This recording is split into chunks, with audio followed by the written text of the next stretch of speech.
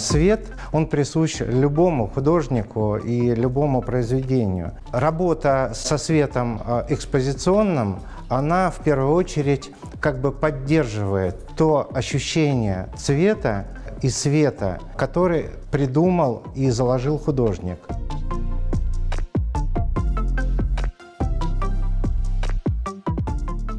Недавно в Политехническом музее, сравнительно недавно, был очень интересный сбор специалистов. Были реставраторы, художники, экспозиционеры, были искусствоведы, большой совет. И решали, какой же свет наиболее подходящий для современного музея. Именно речь шла о цветовой температуре и о цветопередаче, которую дает она. Собрались все европейские производители, российские, ну и те, которые представляют фабричный Китай. И, к великому удивлению, все большинством проголосовали, что наиболее четкое представление о передаче красочной палитры художественных произведений, неважно от типа, будь то скульптура, живопись, графика, темпера, идет при 4000 Кельвина. И наибольшее количество оттенков цвета различимо. Ну, то есть все выбрали этот цвет как базовый для дальнейшего развития. Я добавлю со своей стороны то, что для белого света, который называется 4000 Кельвина, для него доступны различные вариации. То есть музей, который приобретает светильники с белым светом, они могут скорректировать цветовую температуру как в плюс, в теплую, так и в минус, в холодную сторону с помощью обычных современных кинофильтров, которые продаются в огромном ассортименте и позволяют превратить все светильники в холодные, в теплые, хоть в оранжевые, красные, зеленые и синие. Если говорить о том, что такое холодный, теплый, нейтральный, то теплым светом называется то, что от уровня свечи, лампочки накаливания и до галогенной лампочки накаливания. Она тоже, хоть и галогенку ее называют, она тоже является лампой накаливания. Причем со спектром, который в какой-то момент выбрали эталонным. То есть все сравнивается с цветопередачей от лампы накаливания. Ее цветовая температура, если говорить в единицах измерения, в кельвинах, она в районе ниже 3000, где-то там 2700, 2800 Кельвина. То есть это такой цвет, такой тепленький, такой приятный. Если говорить очень любят, особенно там, где присутствует темперная живопись, приближенность к световой среде храмов, каких-то таких величественных помещений, исторических, в которых сейчас очень многие музеи, там ставится цветовая температура еще теплее, где-нибудь 2500–2400, то есть это прям такой желтенький свет. Но он создает определенную драматургическую атмосферу в пространстве. Если мы переходим в большие цифры, приближаемся к 3000, это не холодный, не теплый, средний, универсальный цвет, но все-таки с намеком на историчность, на теплоту. Поэтому, наверное, 90% музеев, которые еще не имеют в своем арсенале современные источники, они мечтают про 3000 Кельвина как такое универсальное решение. Но имейте в виду, что сделать этот цвет холоднее невозможно. То есть, применяя голубые светофильтры, вы смешиваете желтый с голубым, вы все время будете уходить в зелень, в зеленцу. Дальше идет нейтрально белый свет, про который я уже цвет, это 4000 Кельвина. И далее идут 5500 и 6500 Кельвина. Я не знаю, для кого это разрабатывается. Когда для офисов используются эти холодные, бывает очень часто, и все, причем в музеях бывают, в офисных помещениях, используется там порядка 5500. музейные сотрудники после приемки, которых вынудили, помещений, тут же просят: сделайте что-нибудь, ну хоть что-нибудь, чтобы сделать эту теплоту. Потому что вот эти вот светильники с цветовой температурой там 5,5–6,5, они самые дешевые, самые бюджетные, строители их гонят прям тысячами, и им наплевать, как будут чувствовать себя люди.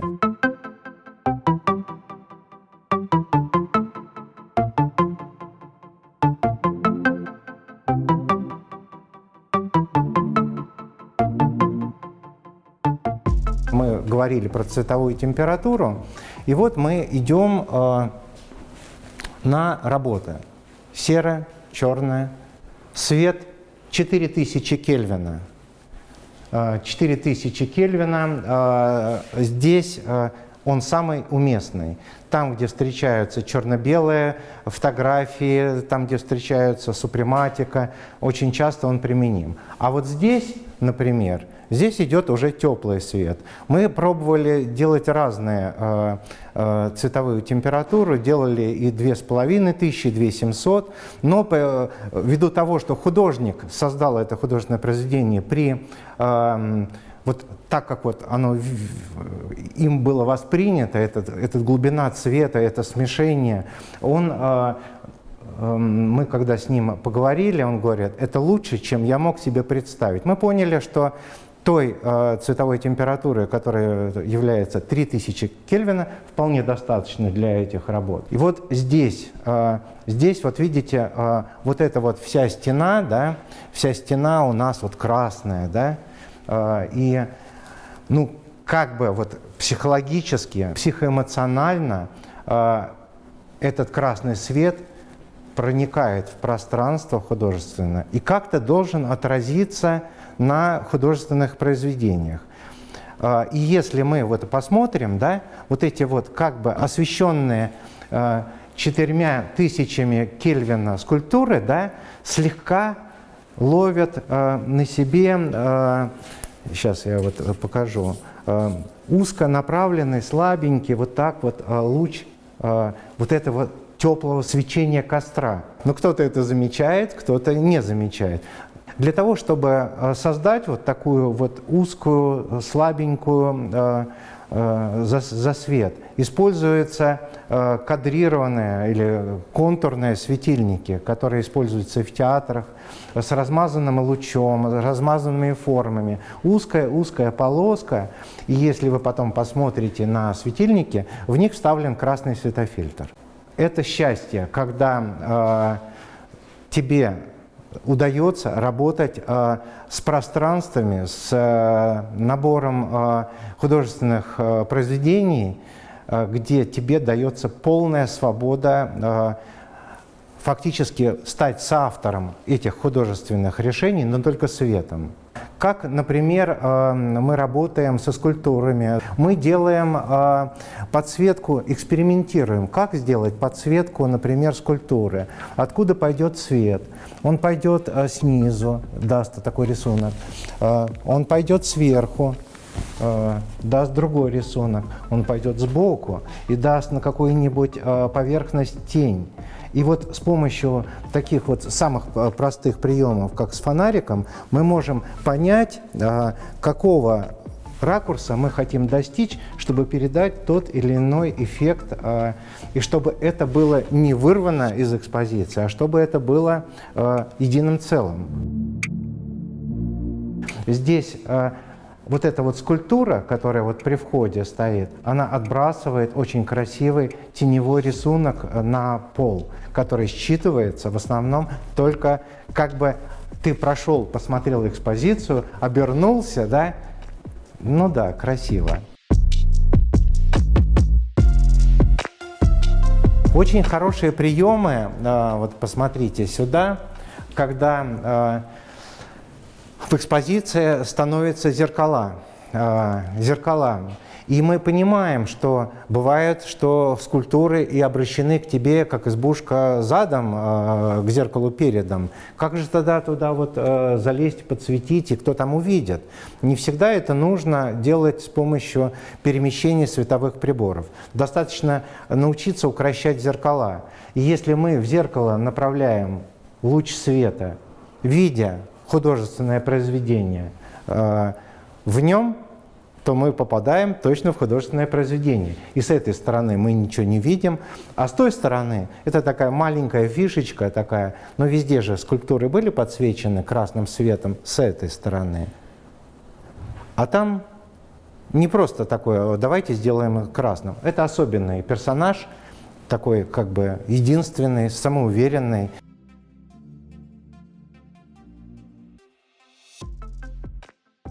Вот экспозиция, в которой представлена видеоарт и 3D-модели, взятые с данного видео и на 3D-принтере распечатанные.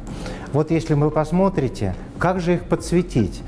Я светил вот эти вот работы и поворачивал их по-разному, пока вот нашел какой-то ракурс наиболее уместный. И вот мы создали такой вот цветовой баланс, который вот соединяет их с тем, что движется на видеоизображении.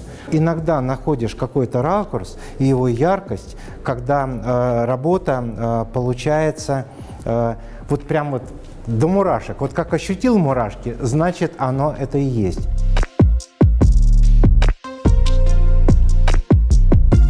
Последний вот этот предмет, вот этот вот, так или иначе на него из технических условий накладывается видео изображение от проектора. Но это как красиво. Вода, это переливающие и тонущие вот эти вот предметы, этот хаос. Москва 2025 года. Да не увидит это Собянин. Все это соединяется в единое целое, где-то вот в сердце и в голове. Ты получаешь доступ к тому, как это должно быть. Если вы посмотрите на этот вот металлизированный пол, который частично отражает свет видеоизображения, то мы прекрасно понимаем, что здесь никакого внешнего света быть не должно, он должен быть максимально чистым. Поэтому вот здесь использовались и кадрированные светильники, и просто мягко заливающие светильники. А вот теперь посмотрите, я сейчас вот подойду к этим работам, тоже один из членов жюри, но вот если вы посмотрите на вот работы, то вы увидите, что они освещены контурным светом, для того, чтобы не было, как бы, вот, чтобы они такие парили в атмосфере этой драматургии данного пространства. А что это пространство означает? Хаос, ад, но мы будем спасены ангелами, которые присутствуют на данных вот этих художественных произведениях. Такой минус и плюс. И они парят в воздухе. То есть вот этот кашированный свет был придуман только для того, чтобы заставить эти работы парить. Но в то же время всевозможные вот такие как бы небольшие выходы из светового луча за грани работы, они позволяют создать как бы двухмерность пространства. С точки зрения архитекторов это очень красиво, когда возникают тени, световые какие-то линии, какая-то неточность, умышленная неточность. И вот получается вот этот луч не потому, что он вышел за линию, а он создает такой как бы отцвет на втором уровне вот этого архитектурного восприятия.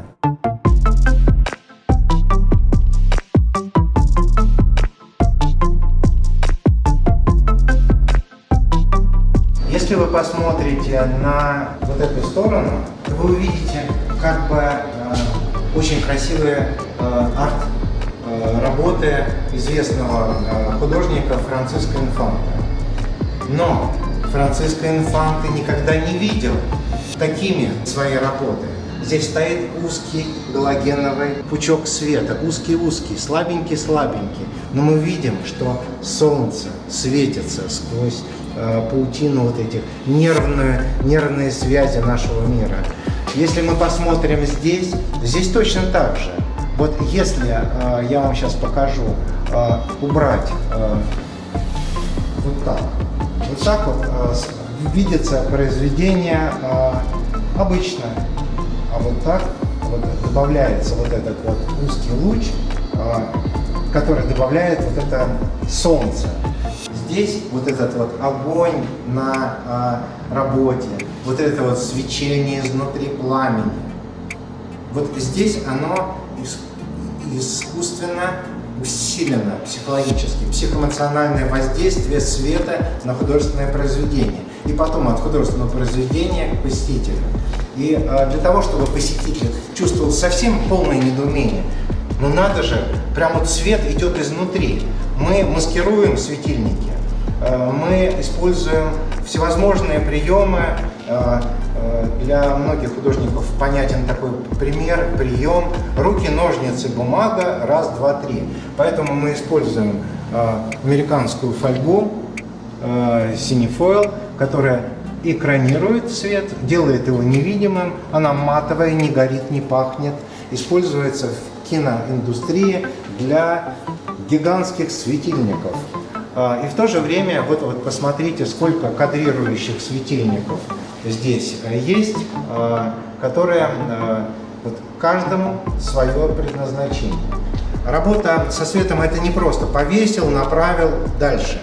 Это бывает, что ты сделал всю экспозицию и посмотрел на нее, и сам себе признаешься, что то-то не то, ты хотел не этого. И бывает, что все абсолютно убирается и начинается сначала, пока вот ты не достигнешь визуально такого восприятия, которое нравится тебе, и, наверное, можно на это рассчитывать, понравится всем остальным.